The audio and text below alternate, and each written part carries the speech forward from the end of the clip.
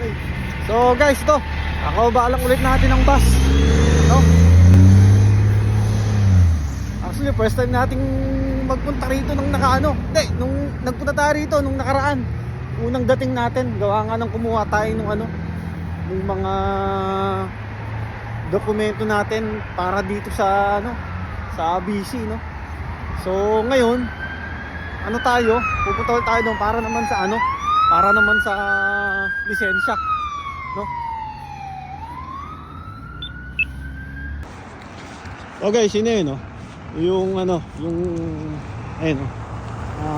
BC service, no? Yan. Actually, dala na natin guys yung mga requirements na gagamitin dito.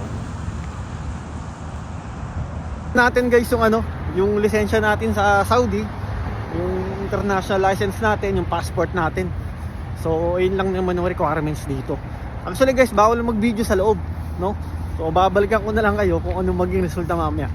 So, sana makapasa tayo. So guys, yun. Nakapagpaano na tayo, nakapagpabook na tayo. So nag-CR lang tayo. Medyo kinakabahan ako guys.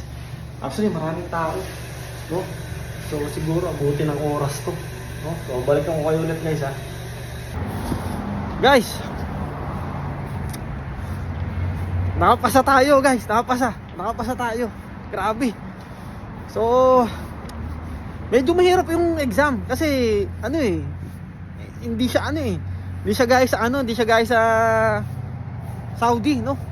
So ngayon, guys, ang binigay sa atin itong ano, itong dilaw na papel, which is parang ito yung ano, yung temporary license mo. Pero hindi ka basta-basta pwedeng makapag-drive nang wala ka pang kasamang may hawak ng, sabihin na nating, professional license.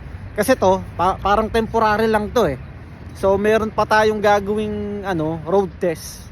Ngayon, kung makapasa tayo sa road test, yun, dun nila ibibigay yung mismong card, tsaka yung full license na tinatawag nila guys, no?